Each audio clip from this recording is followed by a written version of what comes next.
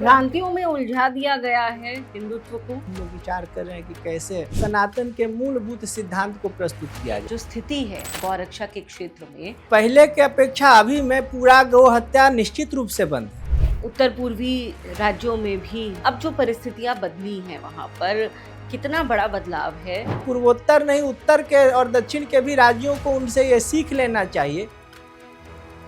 नक्सली क्षेत्रों में मूल समस्या क्या है? नक्सलवाद की जो समस्या है उसको एक विचारधारा से जोड़ दिया गया। हमारे युवा हैं, सनातनी चेतना की तरफ ले जाना इतना क्लिष्ट, इतना कठिन क्यों होता जा रहा है?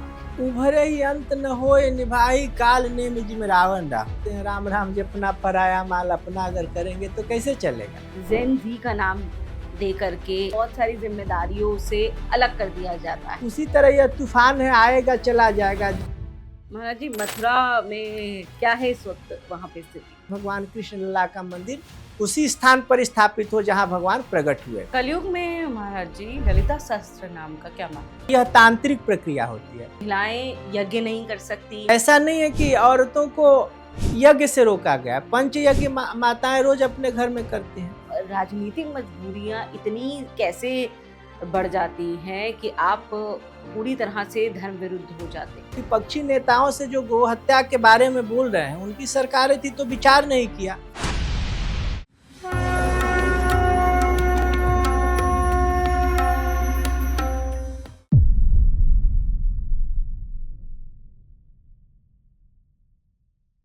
नमस्कार। आज के अखंड संवाद में बात होगी सनातन की, बात होगी धर्म की, बात होगी यज्ञ की और बात होगी गौरक्षा की।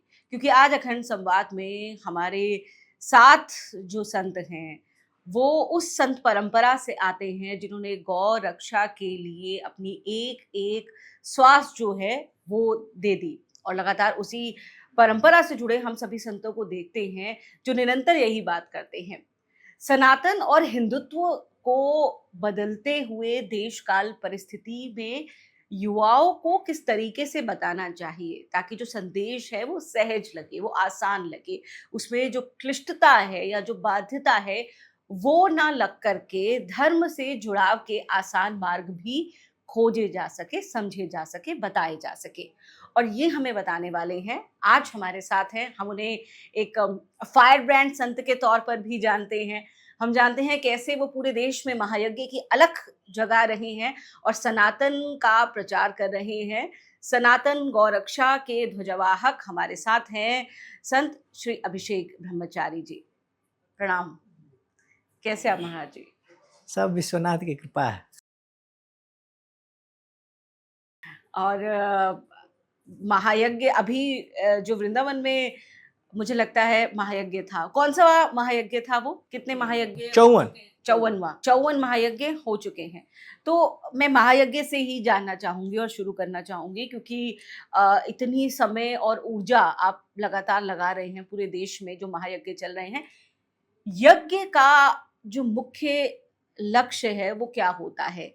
किस प्राप्ति के लिए ये यज्ञ आप कर रहे हैं और इसका जो ध्येय है वो क्या है? यज्ञ गृहस्थ भी करता है, यज्ञ संत भी करता है, और हम लोग रोज यज्ञ करते हैं। गीता में यज्ञ की परिभाषा कहा गया है कि यज्ञ नाम जप यज्ञोस्मि, मैंने जो जप करता है वही हम यज्ञ है। घर में पंच महायज्ञ किया जाता है जो सब लोग करता है, जो गौग्रास, अतिथि किसका सत्कार, जो भी जो होता है जो बताया गया है। परंतु जब साधु करता है, कोई करता है, तो वृक्ष कबे नहीं फल बके, नदी न संचय नीर, परमारथ के कारणे साधु धरा शरीर। हम लोग सब मिलके भगवती के प्रसन्नार्थ और विश्व कल्याण हो ऐसी भावना से हम लोग निरंतरता के साथ यज्ञ करते हैं और लगातार करते रहेंगे। अर्चन हम लोग करते हैं भगवती त्रिपुर सुंदरी का कोटि कुमकुम अर्चन, कहीं लक्षार्चन, जहाँ जैसी उपलब्धता, जहाँ जैसी व्यवस्था होती है। कई करोड़ अर्चन आप कर चुके हैं। चलता रहता है, भगवती जैसी प्रेरणा देती हैं। तो हम लोग बताया हमने कि जहाँ व्यवस्था होता है कोटि अर्चन करते हैं, जहाँ बहुत दुर्गम स्थान होता है, जहाँ लोगों की उपलब्धता कम होती है, वहाँ लक्षार्चन करते हैं, 10 लाख करते हैं। ऐसे करके हम लोग ज्यादातर। महाराज जी, इन अर्चनों के बारे में आप विस्तार से बताइए। कोटि अर्चन क्या होता है और क्या इनके अंदर प्रमुख जो है अंतर समझा जाए, किस तरह से समझा जाए और किस तरह से ये किया जाता है? प्रमुख देवताओं के सहस्र नाम होते हैं। उन सहस्र नामों से, जैसे देवी के सहस्र नाम है, ललिता सहस्र नाम ब्रह्मांड पुराण अंतर्गत आता है। तो उस सहस्र नामों से भगवती से कोई कुमकुम चढ़ाता है, कोई स्वर्ण से भगवती का अर्चन करता है, कोई रजत से स्वर्ण भगवती का करता है, कोई किशमिश से करता है, विविध प्रकार के पुष्पों से किया जाता है। जैसी अपनी सामर्थ्य, जैसे भगवती ने हमारी व्यवस्था की, हम लोग ज़्यादातर कुमकुम से करते हैं, क्योंकि कुमकुम में संख्या ज़्यादा है, कुमकुम जल्दी जल्दी हो जाते हैं। जैसे आप करेंगे तो लगातार गिरता रहेगा। उसमें ललिता सहस्र नाम का पाठ जो होता है, सहस्र नामावली, वो भी जल्दी होती है। वही अगर हम किशमिश से करते हैं तो एक उठा के डालने में 2 से 3 सेकेंड का समय लगता है। ऐसे श्री मात्रे नमः, महाराग्ने नमः, श्रीमद सिंहासनेश्वरीय नमः, तो उठा के अजय इसमें श्री मात्रे नमः, महाराग्ने नमः लगातार गिर रहा है भगवती पर। कुमकुम पतला होता है, हल्दी पतला होता है, तो गिरता रहता है। तो हम लोग कुमकुम अर्चना से, कुमकुम से ही भगवती का करते हैं। दक्षिण भारत में आप जाएंगे तो जो 4 राज्य है, केरल, एक बार हम प्रयागराज में कुमकुम अर्चना, कोई महिला केरल की थी, आई थी वहाँ अमेरिका से, तो कहे कि हम अमेरिका में भी ललिता सहस्रनाम का पारायण करते हैं और कुमकुम अर्चना रोज करते हैं।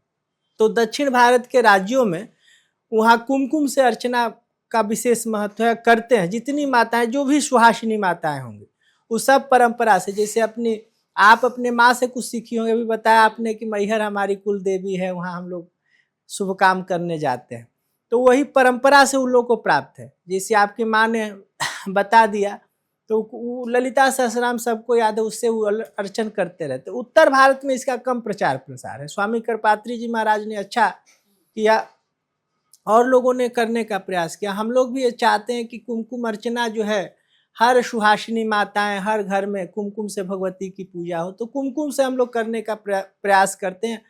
वस्तुतः विविध वस्तुओं से किया जाता है। कोई बताया आपने, फूल से, बेलपत्र से, अक्षत से, जो जिसका सामर्थ्य, किशमिश से, काजू से, मुनक्का से, जो सामर्थ्य उससे लोग करता रहता है। कलयुग में महाराज जी ललिता सहस्त्र नाम का क्या महत्व है? भगवती पंच प्रेता सनासीना, भगवती का जो स्वरूप है, पता नहीं, आपने कभी फोटो गूगल करेंगे तो आएगा।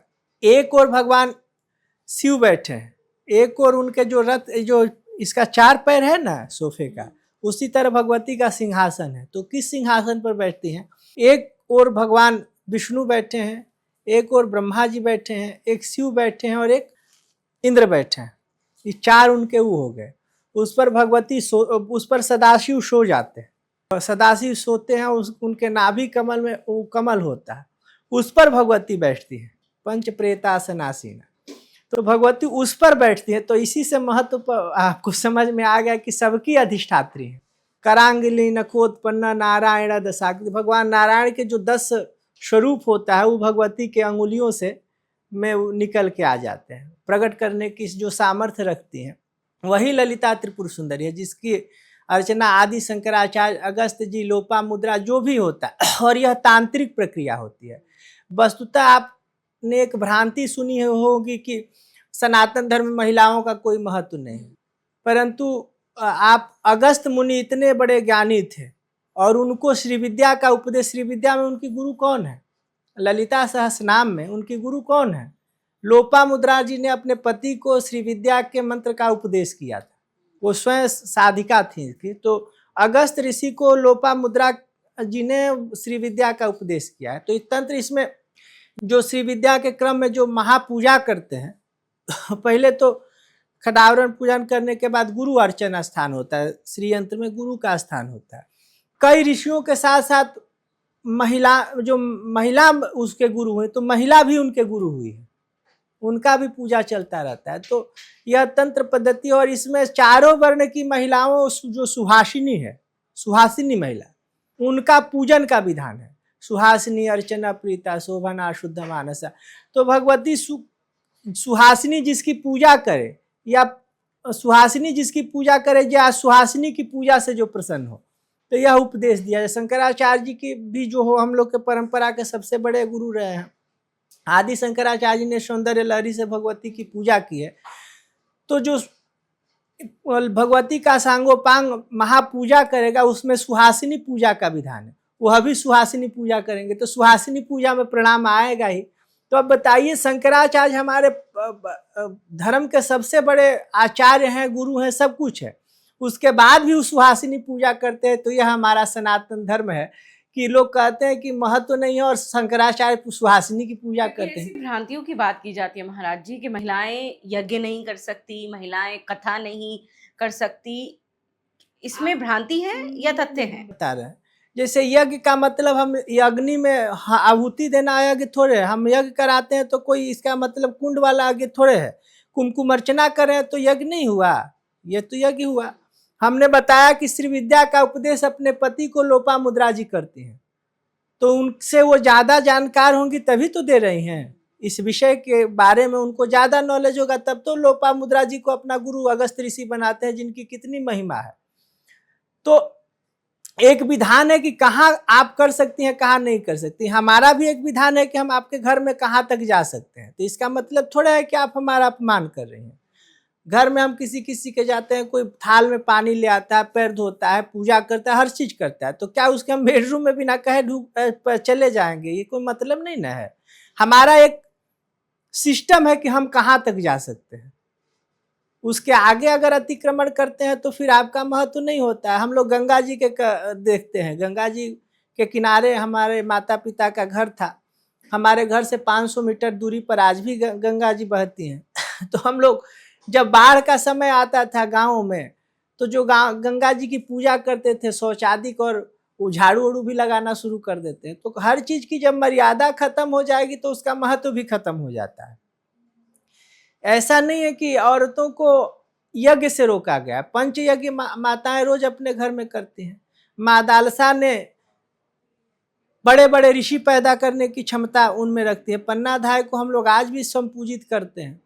तो उनका एक सीमा है, शास्त्र में बताया गया कि कहाँ तक आप अगर आरक्षण का लाभ हम अभी से लेना शुरू करें तो हमको कोई मना नहीं करेगा, परंतु जिस दिन हमको पता चल जाएगा सरकार को, उस दिन हमको जेल भी होगा, रिकवरी भी होगी। तो किसी को यज्ञ से रोका नहीं गया है। यज्ञ का स्वरूप बताया गया कि आप कहाँ कर सकती हैं और उसको कहा गया कि आप कहाँ कर सकती हैं। यज्ञ में जब पुरुष यज्ञ करता है, गृहस्थ यज्ञ करता है, तो उसके साथ वामांगनी पत्नी बैठी होती है। जब आपके यहाँ भी लोग जाते होंगे गया पिंडा दान देने वगैरह, अभी आएगा, तो उस समय क्या होता है, जो पुरुष होते हैं वो माताएं हमारे यहाँ की जो होती हैं वो करती हैं, पिंड को तैयार करती हैं और पति के हाथ में देती हैं और उसको पकड़ती है। पति पिंड दान बनाती, पत्नी बनाती और पति देता है। हमारे यहाँ एक पूजा होता है, जब लड़कों की शादी होती है, आपके यहाँ भी होता होगा, उसको मातृ पूजा कहते हैं।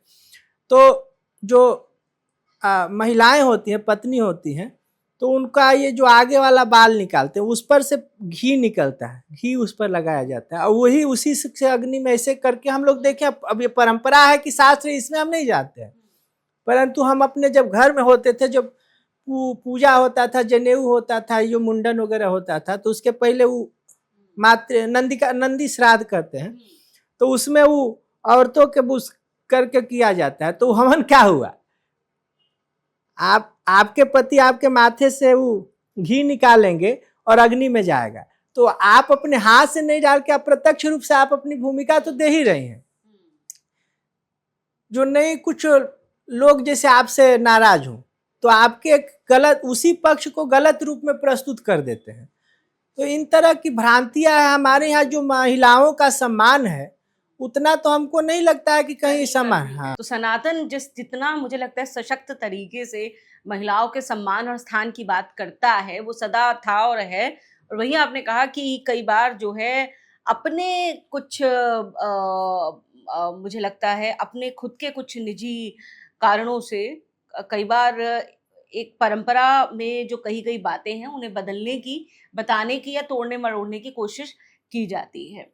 महाराज जी, आप करपात्री महाराज जी की संत परंपरा से आते हैं, गौ रक्षा को लेकर के आप लगातार पूरे देश में कई काम कर रहे हैं, कई प्रकल्प हैं आपके, लेकिन उसके बाद भी अगर आप निजी तौर पर जो इतने वर्षों में, इतने दशकों में आपकी की खुद की आपका निजी आकलन रहा है आज देश में, वो जो स्थिति है गौरक्षा के क्षेत्र में, उसे लेकर के आप कितने संतुष्ट हैं? आज की जो स्थिति है और पहले की स्थितियों से ही तुलना की जा सकती है।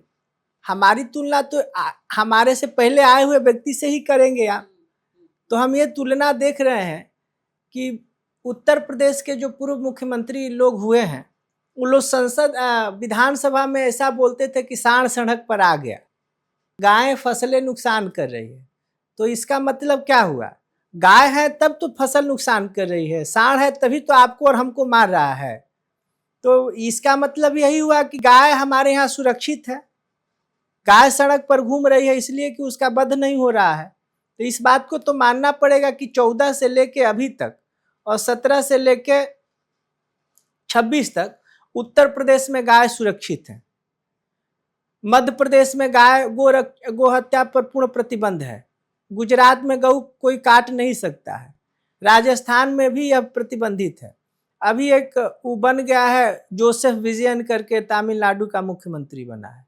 वो पहले फिल्म में डांस उस करता था, हीरो हीरोइन था, सब बन गया और हाई कोर्ट ने रोक लगाया। ये सुप्रीम कोर्ट में गया कि नहीं गौ हत्या हम कराएंगे, और सुप्रीम कोर्ट ने उसको आदेश दिया है। तो ऐसे विधर्मी लोगों से अच्छा अपना ये जो कुछ राज्य हैं जहां हम देख रहे हैं कि गौ हत्या पूर्ण प्रतिबंध है। माननीय प्रधानमंत्री जी से आशा और अपेक्षा और विश्वास भी करते हैं कि संसद में एक राष्ट्रीय कानून जरूर आएगा जो गौ हत्या को पूर्ण प्रतिबंध करेगा। और पहले के अपेक्षा अभी में पूरा गौ हत्या निश्चित रूप से बंद है। हम सरकार से आपके चैनल के माध्यम से निवेदन करना चाहते हैं कि हम ये नहीं करते हैं कि सरकार की अपनी बाध्यताएं हैं, जीव हत्या पाप है, इससे हम सहमत नहीं है कि जीव हत्या की जाए। परंतु जो वेद लक्षणा गऊ हैं, जैसे राजस्थान के प्रजाति की गऊ हैं जिसका गलबंद होता था, कुब्बड़ होता था पीठ पर, उस तरह की जो वेद लक्षणा गाय जिसको शास्त्रों ने अनुमोदित किया है, बताया है, उस पर पूर्ण प्रतिबंध पूरे देश में लगे। बाद बाकी सरकार अपने नियमों के अनुसार डिसीजन और ऑक्सीजन लेने का प्रयास करे, परंतु हमारे दृष्टि में वो भी पाप है। जीव हत्या पाप है और गौ हत्या महापाप है, ऐसा हम मानते हैं। परंतु वेद लक्षणा गौ की अगर हत्या कहीं की जाती है तो वह जघन्य अपराध है, इस पर फांसी देना चाहिए। तो वेद लक्षणा जो गौ है उनकी रक्षा हेतु हम लोग एक प्रयास भी किए हैं कि गौ हमारी माता और इससे हमारा नाता है। और ऐसा हम लोगों ने अभी एक भी गाय हमने किसी को दिया नहीं है, परंतु ऐसा है कि 10,000 गाय हम लोग बांटेंगे अपने समय और सुविधा अनुसार, जैसी हमारे पास उपलब्धता होती जाएगी। वो गाय किसी व्यक्ति विशेष और कोई जाति विशेष को नहीं दी जाएगी, हर जरूरतमंद लोगों को गाय दिया जाएगा। और एक शर्त ये रहेगा कि इसका पहला जो बछड़ा होगा, बछिया जो होगी, वो आप किसी तीसरे को डोनेट करेंगे और उससे रहेगा कि भैया तुम भी इस तरह करके, मैंने इसको एक जागरूक, अगर हम मान लीजिए 1 लाख का गौशाला खोल दे तो उस गौशाला से हम 1 लाख गौओं की रक्षा कर सकते हैं। परंतु जन जागरण के लिए हम आपको दें, आप उनको दें, आप उनको दें, ऐसे करके जब तक जन जागरण है, सरकार गंगा राष्ट्रीय नदी घोषित हो गई, राष्ट्रीय नदी घोषित होने के बाद जब तक लोगों के मन में यह विश्वास नहीं बैठेगा कि गंगा को साफ करना है, तब तक थोड़े साफ होंगे। सरकार पूरे घाट पर बैठ के तो खड़ा नहीं रहेगा, ऐसे साफ करो वैसे साफ करो, सरकार उसको करने का प्रयास, परंतु हम अपने दायित्वों से दूर न हो और सब मिलके गंगा को गंगा अगर मानेंगे तो साफ हो जाएंगे। उसी तरह गाय को हम एक गौशाला बना के गाय, कुछ गायों की रक्षा जरूर कर सकते हैं, एक जगह उसको एक मॉडल जरूर बना सकते हैं, परंतु जब तक हर सनातनी इस विषय को नहीं समझेगा कि गाय हमारी माता और इससे हमारा नाता है, तो बस गौशालाओं तक गाय सीमित न हो। ये आपने बहुत उचित और बहुत ही मुझे लगता है सटीक बात कही है महाराज जी, क्योंकि प्रयास कितने हैं और प्रभाव क्या है, इसमें अभी हम एक विडंबना देख रहे हैं। क्योंकि ये दुर्भाग्यपूर्ण है, जो तथ्य हैं वो ये बताते हैं कि बीफ एक्सपोर्ट के मामले में देश जो है वो अग्रणी देशों की श्रृंखला में है। और दूसरा कि जहाँ तक गौ हत्याओं की संख्या की बात है, कई ऐसे राज्य जो निरंतर बात कर रहे हैं गौ संरक्षण की, ऐसे राज्य भी सामने आते हैं। और एक तरफ तो विडंबना है ही, दक्षिण में केरल में जैसे खुल के वहाँ बीफ फेस्टिवल जैसे दुराचार किए जा रहे हैं और उन्हें संरक्षित और पोषित किया जा रहा है वहाँ की सत्ताओं के द्वारा ही। तो ये दोनों तरह की चीजें और विडंबनाएं देखने को मिल रही हैं और जो बहुत ही दुखद है। ऐसे में जैसे कि मैंने कहा कि महाराज जी जो प्रयास हैं और उनका जो प्रभाव है उसमें इतना बड़ा अंतर क्यों देखने को मिल रहा है? क्योंकि आप जमीन पर काम कर रहे हैं और लगातार चीजों का अवलोकन कर रहे हैं। हम जमीन पर जाके अपना काम कर सकते हैं, परंतु सरकारें अपने विषयों से काम कर रही है। और दक्षिण के राज्यों में हमको लगता है कि बीफ फेस्टिवल एक सेकुलरवादी ताकतों को बढ़ावा देने के लिए, कम्युनिस्टों को अपोषण करने के लिए और एक वर्ग विशेष के वोट के लिए अपने आप को, अपने एजेंडे को और अपने सिद्धांत को उसके अनुरूप बनाने के लिए ही उद्यत है। वह गो रक्षा से उसको कोई मतलब नहीं है, गाय कटती है, मरती है, मर जाए, सनातन के विरोध जितना जाना पड़े हम चले जाए, परंतु हम उन बिंदुओं पर समझौता नहीं करेंगे जिससे हमारा वोट बिगड़ जाए। तो जब तक इस पर हम और आप गहनता से रुचि नहीं लेंगे, गहनता से विचार नहीं करेंगे, तब तक इसका प्रभाव समाज में देखने को नहीं मिलेगा। महाराज जी, आपने उत्तर पूर्वी राज्यों में भी काफी काम किया है धर्म को लेकर के। अब जो परिस्थितियां बदली हैं वहां पर कितना बड़ा बदलाव है? हम पूर्वोत्तर के कई राज्यों में गए हैं, परंतु एक शेर वहां दिखाई दे रहा है जो ब्राह्मण कुलभूषण और समाज के अंतिम व्यक्ति को सनातन के साथ जोड़ के और सनातन के मान बिंदुओं पर स्थापित करने का जो सुव्यवस्थित और सुनियोजित प्रयास कर रहे हैं वो कामाख्या के भरतपुत्र हेमंत बिश्व शर्मा है। आसाम आपको मतलब इस वक्त हिंदुत्व को बेहतर करने की दिशा में वो सबसे श्रेष्ठ लग रहा है। व्यवस्था नहीं, सनातन के अनुरूप हिंदुत्व को व्यवस्थित करने के लिए जो उनका प्रयास है उसकी हम सराहना करते हैं। और हमको लगता है कि पूर्वोत्तर नहीं, उत्तर के और दक्षिण के भी राज्यों को उनसे ये सीख लेना चाहिए हेमंतो बिश्व शर्मा जी से कि किस तरह समाज से कनेक्ट होके एक मॉडल स्थापित किया जा सकता है। जहां गाय हत्या एक शौक हो गया था, जहां अल्फा उल्फा जैसे बड़े बड़े आतंकवादी घूम रहे थे, जहां भारत का हिस्सा मानने को वो राज्य तैयार नहीं थे, आज अपने आप को विजयी विश्व तिरंगा प्यारा झंडा ऊंचा रहे हमारा, इस नारे के साथ सनातन के भगवा और स्वास्तिक चिन्ह युक्त झंडे के तले आके अपने आप को जय श्री राम कहने के लिए उद्दल है। यह हेमंतो बिश्व शर्मा जी का प्रयास है, इसकी हम सराहना करते हैं। महाराज जी, जीवन में आध्यात्म की तरफ, धन की तरफ जो है आपकी यात्रा वो कब से शुरू हुई थी? लगभग 2000 से। 2000 से 26 साल से ज्यादा का लगभग वर्ष हो गया है। अच्छा, तो आपने पूर्ण संन्यास लिया है? नहीं, संन्यास नहीं। अच्छा, ब्रह्मचार्य का पालन। तो एक ब्रह्मचारी के जीवन में जो सबसे बड़ी तपस्या होती है या सबसे बड़ी चुनौतियां होती हैं वो क्या है? साधु के जीवन में सबसे बड़ी जो चुनौती होती है समाज होता है। समाज हर समय आपकी परीक्षा लेने का प्रयास करता है। आपके खाने से लेके नहाने तक, सोने से लेके रहने तक, हर विषय पर वो आपका रिसर्च और सर्च करता रहेगा। आपको ये कैसे करना चाहिए, आपको यह क्यों करना चाहिए, आपको वहाँ क्यों जाना चाहिए, लगातार आप पर क्वेश्चन उठते रहते हैं। साधु को जज ज्यादा किया जाता है। हाँ, सवेरे से शाम तक उसके गतिविधियों का सर्च किया जाता है, या वो फेसबुक के माध्यम से। हमारा तो कोई फेसबुक अकाउंट नहीं है, हम किसी बैंक में हमारा कोई अकाउंट नहीं है। एक पिताजी का 20-68 था, हम 97-99 के लगभग में अकाउंट खुला था, वो अब ख़त्म हो गया और उसमें कुछ पैसे भी थे तो हमने हस्ताक्षर कभी किया नहीं है, उसके बाद तो हम उसको निकाले भी नहीं।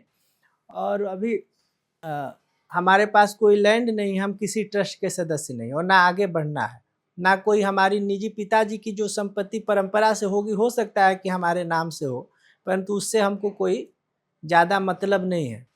कई बार एक बार हाईवे वाला आया कुछ तो कि हमने कहा कि हम नहीं करेंगे, आप लोग को जैसे करना है करिए। इन चीज़ों से हम दूर रहते हैं। फिर भी समाज में आपके बोलने से, कहने से, अगर आप कुछ स्पष्ट बात भी समाज के सामने करते उसको भी कट पेस्ट करके आप गलत सही समाज में प्रस्तुत करने का जो एक नहीं होता है, आपके चरित्र के विपरीत धाराओं के लोग आपके चरित्र को विचित्रता के रूप में प्रस्तुत करने का जो एक सुनियोजित प्रयास करते रहते हैं, यज्ञ से भी लोगों को अगर होता है क्यों इतना यज्ञ करते हैं, इसमें भी लोगों को आपत्ति हो जाती है। कभी कभी समाज में इतना इनको नहीं चलना चाहिए, यह भी एक क्वेश्चन हो जाता है।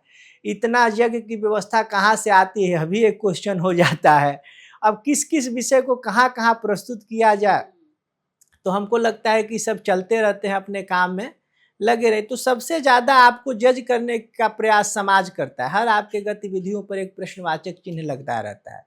अगर कोई आप बैठे तो क्यों आप उन्हीं का उन्होंने इंटरव्यू लिया, कोई और भी ले सकता था। मैंने हर विषय को एक नहीं होता है विपरीत दिशा में ले जाके उसको एक क्वेश्चन मार्क खड़ा करना। ये चश्मा पहने हैं तो चश्मा में उसकी कंपनी क्या होनी चाहिए, मैंने जो भी हो सकता है, जो कर सकते हैं लोग करने का प्रयास करते हैं। परंतु समाज में जब बैठते हैं तो हर तरह के लोग मिलते हैं, हर तरह की दुविधाओं सुविधाओं को भोगना सुनना पड़ता है। कभी बहुत सुंदर, कभी कभी हम लोग को ऐसा होता है कि 24 घंटे में 1 घंटा भी सोने को नहीं मिलता है। कभी पूरा समय होता है, कभी विविध प्रकार के व्यंजनों का आनंद लेने का सौभाग्य प्राप्त होता है, कभी कुछ भी नहीं मिलता है यात्राओं में रहने पर। तो इन दुविधाओं सुविधाओं को भोगते हुए समाज में आगे बढ़ने का प्रयास आदमी करता है। तो ये महाराज जी एक विडंबना नहीं है कि अब हम जब, क्योंकि ये मैंने अभी देखा है कि ये एक विचित्र तरह का ये तरीका बना दिया गया है कि अगर आप खुलकर धर्म की बात करते हैं, खुलकर आप हिंदुत्व की बात करते हैं, सनातन की बात करते हैं, उसके प्रतीकों को साथ लेकर के चलते हैं, अगर आप सनातनी हैं तो कट्टर हिंदू आपके होने की बात कही जाती है।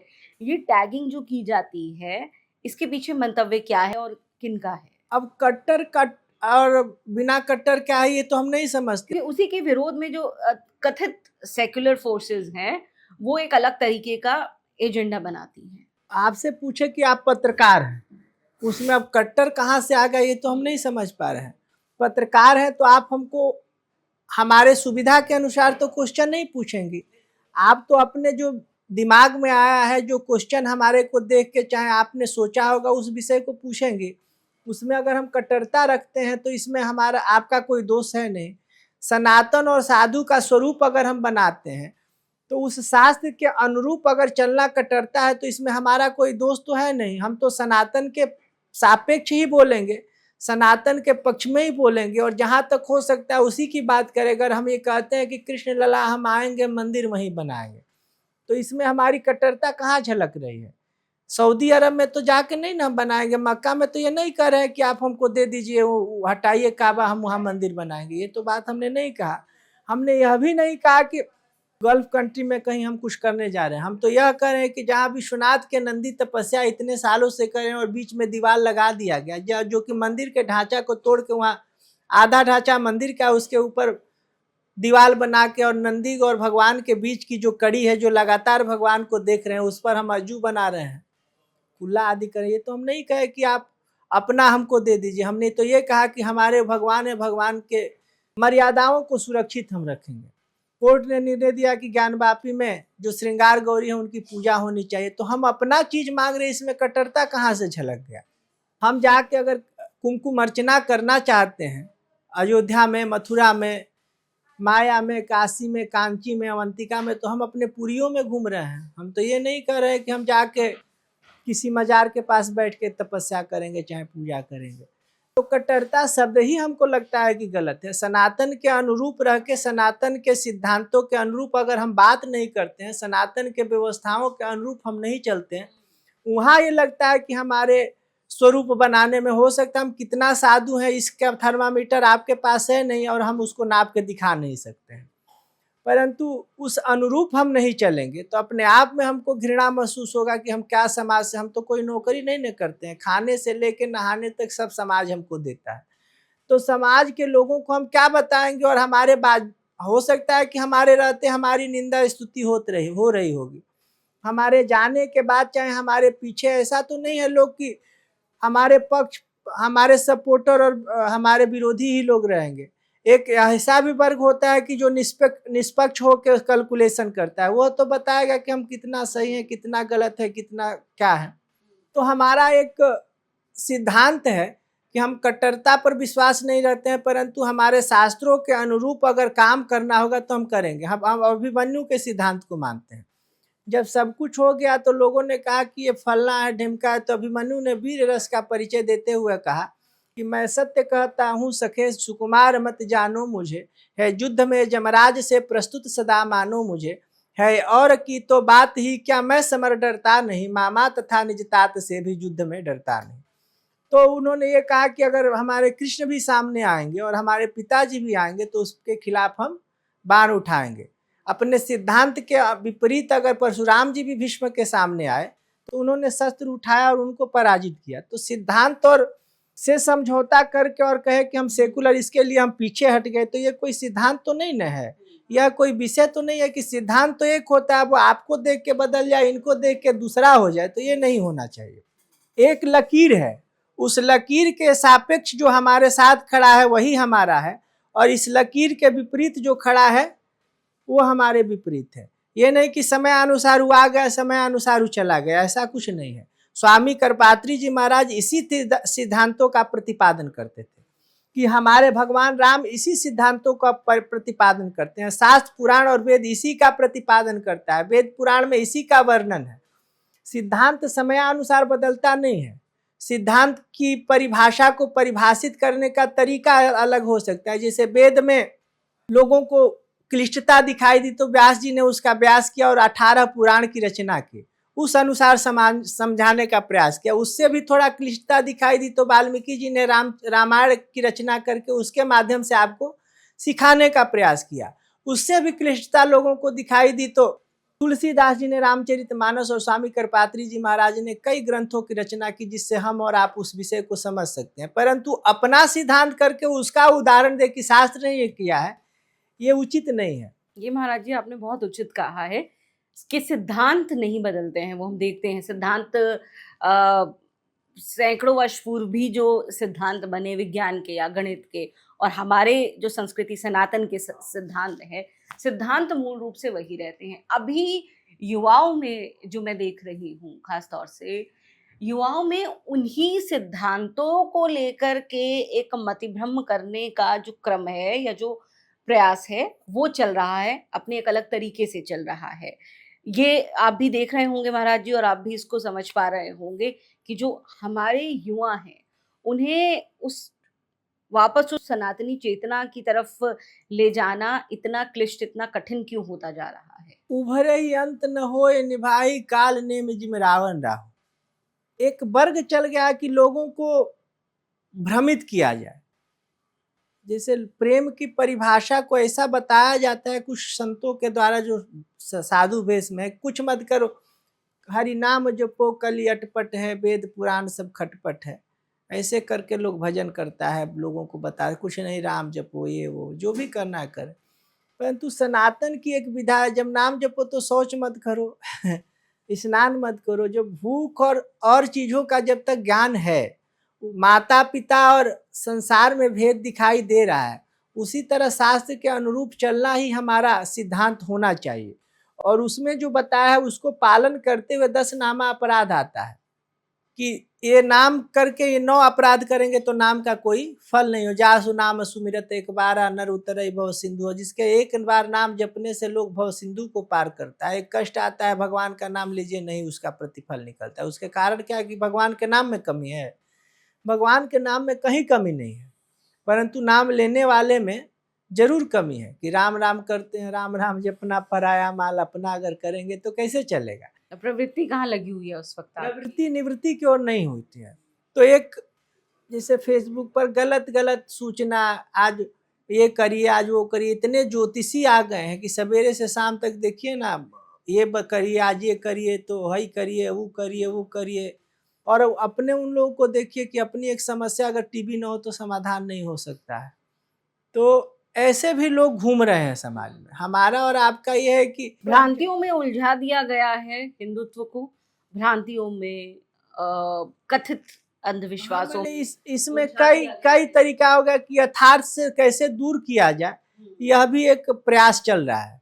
यथार्थ के नजदीक ना आने दिया जाए, यह भी एक नियोजित प्रयास चल रहा है। हर पार्टियों से लोग जुड़ गए हैं, तो उस पार्टी उस दल का प्रतिपादन अपने स्वरूप में कैसे किया जाए, उसकी भी एक कला और कृत्य चल रहा है। तो उस पर भी युवाओं को, इधर का युवा तो बेचारे जानते नहीं है कि सनातन और सत्य का स्वरूप क्या होता है, परंतु उन लोगों को एक किया जा रहा है। उसके लिए भी हम लोग कुछ कर रहे हैं, उस पर भी हम लोग विचार कर रहे हैं कि कैसे सनातन के मूलभूत सिद्धांत को प्रस्तुत किया जाए। ये जो ज़ेन ज़ी की अवधारणा शुरू कर दी गई है महाराज जी, कि युवाओं को ज़ेन ज़ी का नाम दे करके, एक टैग देकर, कैटेगरी दे करके बहुत सारी चीज़ों से, बहुत सारी जिम्मेदारियों से अलग कर दिया जाता है। देखिए, ज़ेन ज़ी में जब उफान आता है तो बांग्लादेश और नेपाल और वहाँ श्रीलंका जैसा कांड होता है। उस धारा को समाज में कितने दिन टिका के रख सकते हैं? आप देखिए, ज़ेन ज़ी का कहीं नेपाल और वहाँ दिखाई दे रहा है बांग्लादेश में, कहाँ आए हवा की तरह चल जाता है। उफान और आंधी टिकाऊ नहीं होता है। टिकाऊ तो वही होता है कि जो, जैसे प्राणवायु कभी समाज से खत्म होता है, हवा बंद नहीं होता, हवा मंद होता है, जो आपको और हमको ऑक्सीजन के रूप में मिलता रहता है। हवा बंद हो जाएगा तो लोग मर जाएगा। हवा मंद हो सकता है, बंद नहीं हो सकता है। और आंधी आता है तो घंटा, आधा घंटा, 15 मिनट यही ना चलता है। तूफान आता है, पेड़ गिरा के चला जाता है। उसी तरह यह तूफान है, आएगा चला जाएगा। ज़ेन ज़ी को जितना उकसा लो कर लो, जब तक ज़ेन ज़ी का नेतृत्व कोई जयप्रकाश जैसा लोग नहीं करे, समाज का एक प्रबुद्ध व्यक्तित्व नहीं करे, तो वो उस दिशा विहीन हो जाती है। उसका कोई सिद्धांत नहीं होता है। उधो जाएंगे माधो आएंगे, एक चोर जाएगा दूसरा चोर आके खड़ा हो जाएगा, क्योंकि बच्चे तो अबोध होते हैं, उनके मानस पटल पर जो लिखेंगे वही आके अड़ जाएगा। आज सनातन से इतना दूर ले जाने का प्रयास किया जा रहा है, सिद्धांत के विपरीत सिद्धांत ले आके रख दिया जा रहा है, जिसका कोई हिसाब ही नहीं है। बहुत लोग हैं आज गो रक्षा की बात करते हैं, परंतु सबसे विचारणीय प्रश्न यह है कि गो हत्या हो कहा रही है, प्रयास कहाँ किया जाए। अगर पैर में कांटा आपके धंस गया और माथे पर आपको तेल लगाया जाए तो उसका समाधान तो नहीं ना होगा। पहले तो सुई से उस विषय को निकालना पड़ेगा, कांटा निकाले और माथे पर तेल न रखा जाए, तब आपका दर्द अपने आप धीरे धीरे सूखना शुरू हो जाएगा। उसी तरह दक्षिण के राज्यों में जो जिस तरह की स्थिति है, वहाँ राम को विलन बताता है, और रावण की प्रतिमा आप नहीं जला सकते। हम लोग विजयदशमी को वहाँ नहीं जला सकते हैं। उनके मन में बैठा है कि उस समय गलत हुआ, कुछ भी तो कारण बताया ना गया, जो द्रविड़ संस्कृति में उन समय के नेताओं ने एक प्रयास किया। अब हम लोग इसको किस अनुरूप खड़ा करना है, जैसे अब देख लीजिए, यहाँ श्रीनगर में 90 के दशकों के बाद ऐसा बना दिया गया कि वहाँ हिंदुस्तान और जम्मू कश्मीर एक अलग राज्य देश से बना दिया। सब वहाँ के कहते हैं कि भारत से आया है, वो अपने आप को इंडियन पहले नहीं कहता, तो अब तो धीरे धीरे मानना शुरू करते हैं। इस तरह के संगठनों के उन समय के सरकारों ने प्रतिबंधित नहीं किया, उसके रीढ़ की हड्डी को तोड़ने का प्रयास नहीं किया, जिससे युवाओं के मन में ये बैठ गया कि यह हमारा नहीं, यह हमारा है। अगर बच्चे घर में कुछ जिद करते हैं तो उसको माँ बाप डंडा से पीटता भी है, इसलिए पीटता है कि वह उसी समय समझ जाए कि नहीं, करने पर सजा मिलता है। कहाँ तक तुम्हारा अधिकार है, कहाँ तक हमारा अधिकार है, कहाँ अधिकार का उल्लंघन करने पर तुमको सजा मिलेगी, इसका भी प्रावधान है। इस तरह तो लोग बताए नहीं वोट के चक्कर में। तो जब तक माता पिता जरूरत पड़ने पर हथियार, मैंने वो डंडा का प्रयोग नहीं करता है, गुर्जन डंडा का प्रयोग नहीं करता है, तो समाज तो दिशा विहीन हो ही जाता है। वही डंडा अगर पड़ता रहता है तो वह बालक तैयार होता है, तो माताओं और माता पिता को वृद्धाश्रम की आवश्यकता नहीं पड़ती। महाराज जी, ये भी है कि जब तक थोड़ी समझ आती भी है तो वो बड़ी परिपक्व उम्र हो जाती है हमारे युवाओं की। तो जो शुरू से पहले संस्कृति थी कि सनातन संस्कृति, उस पद्धति में शिक्षा अनिवार्य है, उनको जीवन कैसे जीना है वो अनिवार्य है, जो गुरुकुल परंपरा थी हमारी। अब आप देखिए, वो देश में अगर आप मुश्किल से देखेंगे तो मुट्ठी भर जगह पर वो बची है। यानी कि इतनी गहराई से जो हमारी जड़ें थी गुरुकुल परंपरा की, जो बच्चों को शैशव काल से ही सनातन से, सनातनी मूल्य जो हैं हमारे जीवन के कैसे होने चाहिए, उससे जोड़ देती थी। और ऐसे में हम देखते थे कि जो पारिवारिक परंपराएं हैं उसका भी बहुत ही निष्ठा के साथ निर्वहन वो लोग करते थे। अब वहीं पर इतनी दूरी आ गई है, तो जब तक उन्हें समझाया जाता है, उनकी जो अवस्था है वो इतनी परिपक्व हो जाती है कि फिर कुछ नया इनकलकेट करना उनमें बहुत मुश्किल या बहुत चुनौतीपूर्ण बन जाता है, आप मानेंगे? हम आपसे अब बता रहे हैं, हम लोग ये देख रहे हैं कि कुछ दशकों से, कुछ पीछे के दशकों से इसमें हम लोग के परंपरा के साधु जो हो गए हैं, चाहे अन्य परंपरा के, उनकी भी कुछ कमियां रही, कुछ माता पिता की भी गलतियां रही, और कुछ ये नहीं बोर्डिंग स्कूल वगैरह चलने लगे।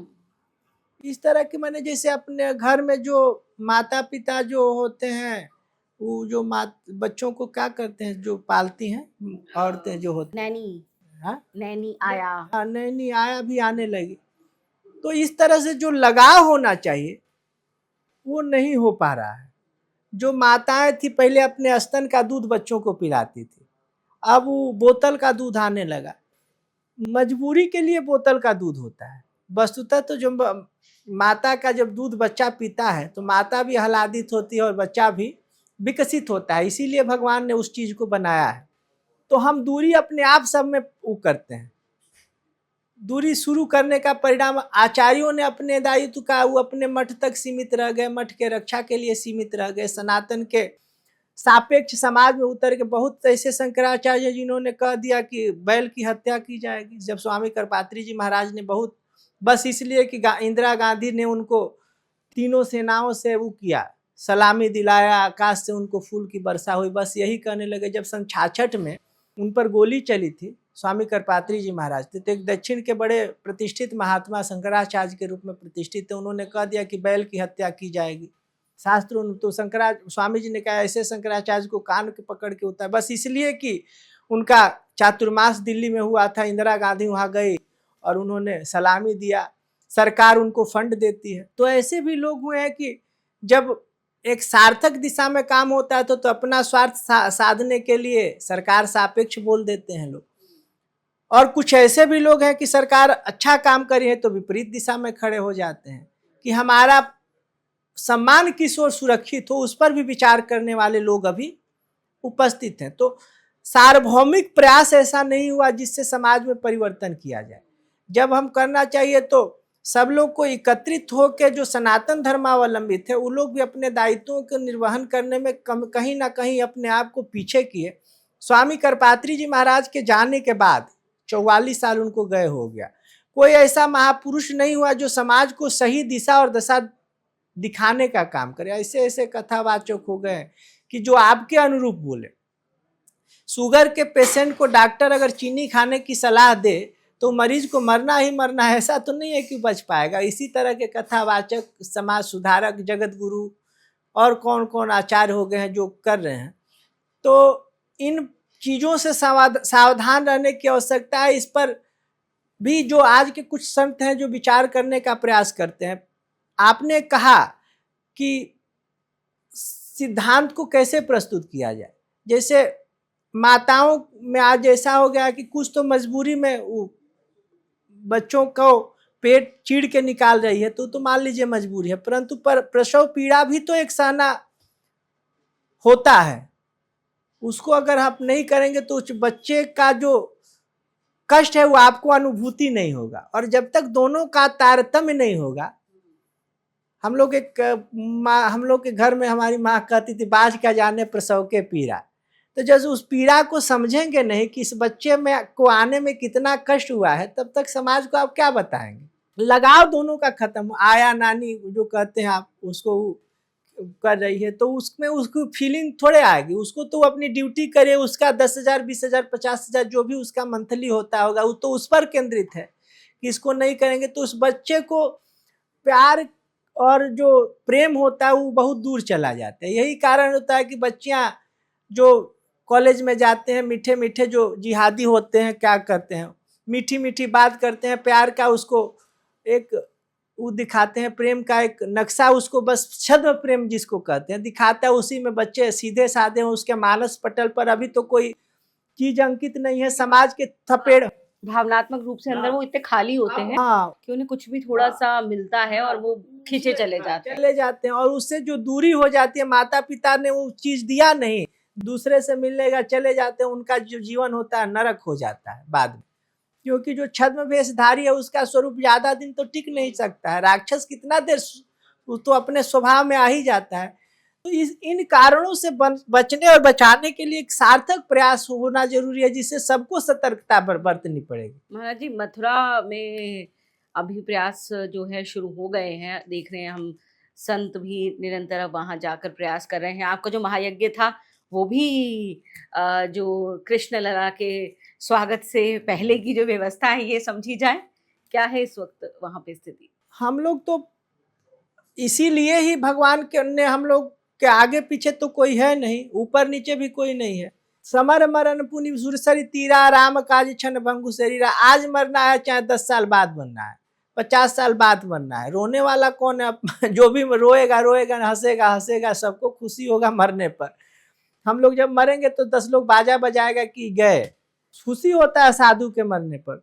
तो हम लोग इस शरीर का अगर राम कृष्ण मंदिर के निर्माण में विश्वनाथ जी को ज्ञान वापी के रूप में प्रतिष्ठित करने में अगर ये शरीर चला जाए तो इससे बढ़िया कुछ हो ही नहीं सकता है।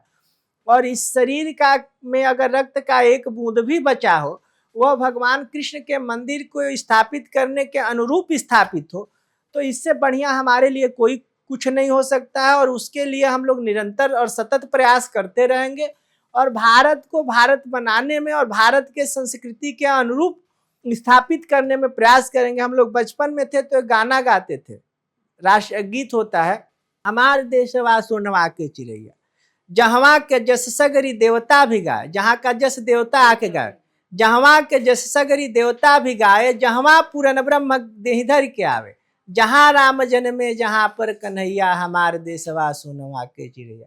तो हमारे देश में राम और कृष्ण का भव्य मंदिर उस स्थान पर नहीं बने जहां भगवान ने अवतार लिया है, इससे बड़ी विडंबना कुछ हो ही नहीं सकती है। और समस्त सनातनियों को आपके चैनल के माध्यम से हम आग्रह करना चाहते हैं कि जो जहां है जैसे है, हर लोगों को यह प्रयास करना चाहिए सुनियोजित और व्यवस्थित तरीके से कि जैसे भारत में स्वतंत्रता आपने स्थापित किया, उसी तरह भगवान कृष्ण के मंदिर को पुनर्स्थापित करने का प्रयास करना चाहिए। और सरकार भी हम लोग का साथ दे रही है और देती भी रहेगी, ऐसी भी भावना हम लोग प्रस्तुत करते हैं। और सब लोग को अहिंसा के मार्ग को अपनाते हुए सरकार के समक्ष, जैसे अपने माता पिता के समक्ष लोग किसी चीज के लिए हट करता है, उसी तरह हट करे। और सरकार भी इसमें प्रयास करे कि भगवान कृष्ण लला का मंदिर उसी स्थान पर स्थापित हो जहां भगवान प्रकट हुए। लेकिन हमारे देश में ही महाराज जी कुछ हिंदू नेता ही इसके विरुद्ध बातें करते हैं। वो हमने राम मंदिर के समय में भी देखा, वो हमने काशी में भी देखा है, वो हमने मथुरा के संदर्भ में भी देखा है। तो राजनीतिक मजबूरियां इतनी कैसे बढ़ जाती हैं कि आप पूरी तरह से धर्म विरुद्ध हो जाते हैं? ये लोग मार्ग अवरुद्ध करने के शासक वो हैं। अभी लोग कह रहे हैं, उन लोग विपक्षी नेताओं से जो गौ हत्या के बारे में बोल रहे हैं, उनकी सरकारें थी तो विचार नहीं किया। उन नेताओं से हम आग्रह करना चाहते हैं, जो नेताएं इस समय गौ हत्या के प्रति चिंतित, उनसे हम आग्रह और निवेदन करना चाहते हैं हाथ जोड़ के कि सब लोग आगे आके और चलें, सब लोग एक सहमति बनाए जो राजनीतिक पार्टी के लोग हैं कि कृष्णचंद्र के मंदिर में प्रथम ईंट वो विपक्षी नेताएं रखें, नेताओं को रखना चाहिए और सब लोग मिलके यह करें कि कृष्ण लला हम आएंगे, मंदिर वहीं बनाएंगे। इस भावना अखंड संवाद में उन्हें ये आमंत्रण दे रहे हैं कि विपक्ष के नेता जो भी हैं भारतवर्ष में, जो गो हत्या रोकने की बात करते हैं, वो भी गो हत्या पर भी बात करें और आए कृष्ण लला के मंदिर को स्थापित करें। और भगवान जो ज्ञान वापी में नंदी की प्रतीक्षा है उसको खत्म कराने के लिए हम लोग सामूहिक प्रयास करें।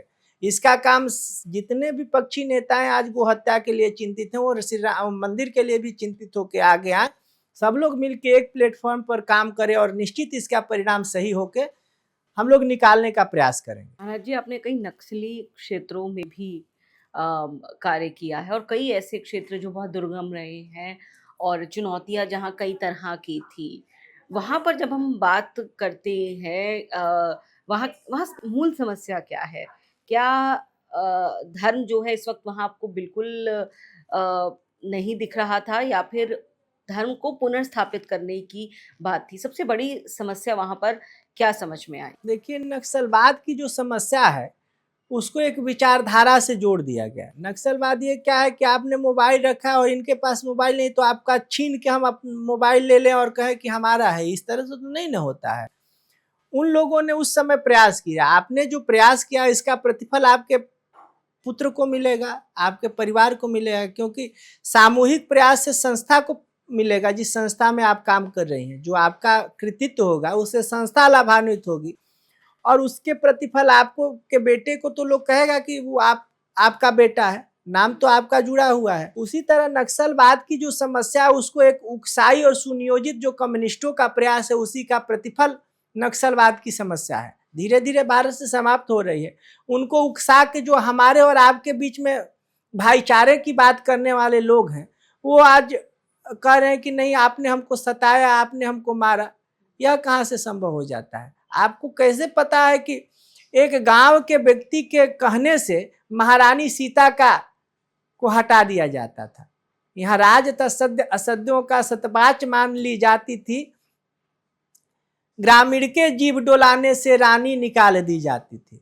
रानी को भी घर निर्वासन देने का अधिकार गांव के एक व्यक्ति को होता था जो किसी समाज का हो।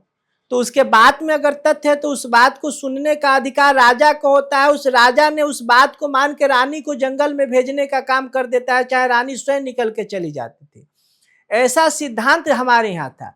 उस चीज को हमने कहा कि गलत तरीके से लोगों के दिमाग में घुमाते घुमाते घुमाते घुमाते ये बताया गया कि आपके अधिकारों का क्षरण किया गया। सबकी अपनी अपनी एक व्यवस्था थी। उस व्यवस्था के अनुरूप अगर सब चलने लगे, कैमरामैन कहेगा कि नहीं हम एंकर की कुर्सी में बैठेंगे और एंकर से कहे कि आप कैमरा चलाएं, तो ये तो नहीं ना हो सकता है। सबकी अपनी अपनी एक ड्यूटी है। उस ड्यूटी के अनुरूप अगर वो काम नहीं करेगा तो फिर बवाल होगा, और बवाल होगा तो पुलिस आपके सामने खड़ी होगी। तो इन व्यवस्थाओं से अपने आप को एक ऐसे अनुरूप प्लेटफॉर्म पर ले जाना पड़ेगा जो सनातन के सापेक्ष हो, मर्यादा के अनुरूप हो, जिसका प्रतिपादन भगवान राम ने किया है, आदि शंकराचार्य जी ने किया और स्वामी करपात्री जी महाराज इसके लिए लाठी 7 नवंबर 1966 में खाए थे। किसी दल का पिछलग्गू होके हम सनातन को स्थापित नहीं कर सकते हैं, गो हत्या नहीं रोक सकते हैं, नक्सलवाद और आतंकवाद का सफाया नहीं कर सकते हैं, धर्मोन्माद नहीं होना चाहिए, धर्म सापेक्ष और धर्म में उन्माद की कहीं स्थान नहीं है। हिंसा हमारे यहाँ वर्जित होती है, हिंसा का कोई महत्व नहीं होता है, परंतु आत्मरक्षा के लिए संविधान और शास्त्र दोनों आदेश करता है। गो हत्या रोकने के लिए संविधान और शास्त्र दोनों यह कहता है कि यह नहीं होना चाहिए। परंतु इन छद्म भेषधारियों में कुछ लोग आके हमारे संस्कृतियों को गलत तरीके से प्रस्तुत करके जो युवा वर्ग से लेके सबको की कर्तव्य विमूढ़ बनाने का प्रयास करते हैं। इसके लिए युवाओं को सावधान होना पड़ेगा। इसके लिए माता पिता से लेके गुरुजन तक, गुरुजन से लेके साधु और शंकराचार्य सबको सावधान होके बारीकियों से देखना पड़ेगा कि हम क्या कर रहे हैं और हमारा सनातन कैसे जा रहा है, उसको किस तरीके से रोकना पड़ेगा। इस पर विचार करके गोष्ठी आदि के माध्यम से उसका समाधान करने का प्रयास किया जाए। महाराज जी, कृष्ण जन्माष्टमी का महापर्व आ रहा है। भगवान कृष्ण का जो जन्म है वो अपने आप में बहुत सारी विडंबनाओं से परिपूर्ण रहा है। कितने सारे अभाव, कितनी सारी चुनौतियाँ, कितनी कठिन परिस्थितियों में भगवान ने एक श्रेष्ठ जीवन जिया है। तो कलयुग में आप भगवान कृष्ण के जीवन से उद्धत कुछ चीजें कौन सी ऐसी बताते हैं जो युवाओं को सबसे ज्यादा प्रेरित कर सके? भगवान कृष्ण के विचित्र चरित्र को देखिए। जिस भूमिका में उन्होंने अपने जीवन का निर्वाह किया उस सब में सराहनीय है। जो उनका जो अभी जैन जी की बात करते हैं, जो प्रेम प्रसंग है, सबका उदाहरण क्या होता है? कृष्ण ही होता है। कृष्ण राधिका के से प्रेम से बड़ा कोई चीज तो नहीं है, परंतु उस प्रेम के बारीकियों को समझिए। भगवान कृष्ण कितने दूर चले गए और उन्होंने कई शादियां की जो बताता है। और राधिका जी कहाँ रही? ब्रजमंडल में बैठी रही, ब्रज से बाहर नहीं गई और एक बूंद आंसू भी नहीं दिखाया और एक बार शिकायत भी नहीं की कि कृष्ण हमको छोड़ के चले गए। ऐसा कभी आपने सुना है कि उन्होंने शिकायत की? और ऐसा भी नहीं की कि उन्होंने अपने आप को दुखी किया।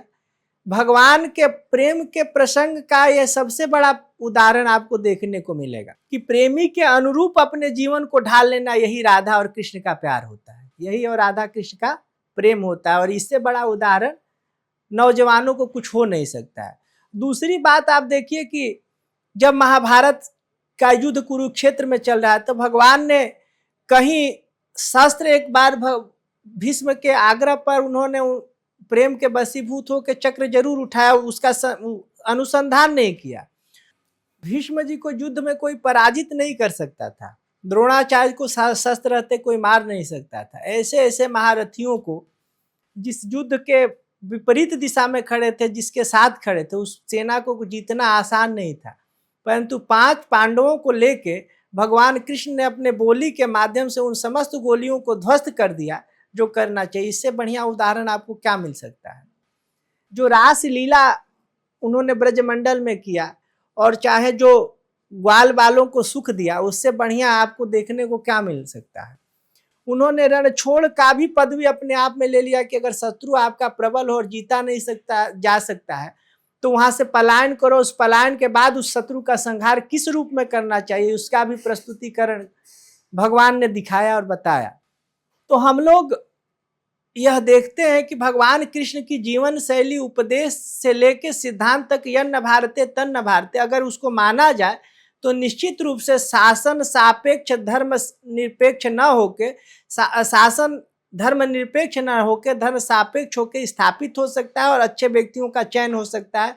यह हमारा सनातन धर्म, सनातन सिद्धांत और सनातन के अनुरूप रहने वाले की परिभाषा भगवान श्री कृष्ण के उपदेश हमको देते हैं। महाराज जी, मैं अंत में ये जानना चाहूंगी, अगर समय की कमी है तब कैसे हम स्तुति जो है, वो कौन सी स्तुति है देवी जी की जो हम आसानी से कर सकते हैं रोजमर्रा के सभी कार्यों के बीच कम समय में, जिससे देवी प्रसन्न हो जाएं? क्योंकि आप तो माँ के परम भक्त हैं और रोज इतनी अर्चना करते हैं, लेकिन कोई ऐसी स्तुति बताइए कि जो व्यक्ति मेरे जैसे, मैं कह सकती हूँ, या कई ऐसे लोग लगातार जो अपने कार्य में उलझे रहते हैं, लेकिन आसानी से उन्हें प्रसन्न कर सकते हैं। जागत सोवत शरण तुम्हारी, कहाँ ही सत्य प्रिय वचन विचारी, जागत सोवत शरण तुम्हारी। अपने मन के दिशा को बदलना है।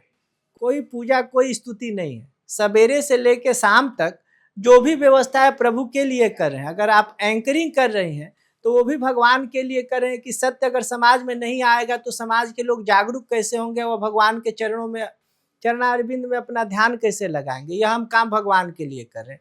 सोच को बदलना है। मन की तरंग मार लो बस हो गया भजन, आदत बुरी सुधार लो बस हो गया भजन। खाना बना रहे हैं तो भगवान के निमित्त बना रहे हैं। बच्चा भगवान का है, उसकी सेवा करेंगे। स्कूल में अगर नहीं जाएगा, पढ़ेगा नहीं तो देश की सेवा कैसे करेगा? भगवान के चरणारविंद में उसका मन कैसे लगेगा? यह भी भगवान की सेवा है। गाड़ी से जा रहे हैं तो भगवान की, मैंने अपने जो नित्य क्रम समर्पित कर दीजिए भगवान, समर्पण करिए। कहाँ ही सत्य प्रिय वचन विचारी, जागत सोवत शरण तुम्हारी। सोने से जगने से लेके सोने तक और सोने से लेके जगने तक सब भगवान के निमित्त बन जाइए, हो गया भजन। अब उसके अलावा कोई स्तुति क्या शेष रह जाता है। बहुत ही सुंदर रहा महाराज जी आपके साथ। मतलब ऐसा लगता है कि अभी और कितने प्रसंगों पर बात हो सकती थी, कितने विषयों पर बात हो सकती थी, तो वो हम करेंगे जरूर आगे एक बार और बातचीत आपसे। आज के इस सुंदर समय के लिए महाराज जी आपका बहुत बहुत धन्यवाद।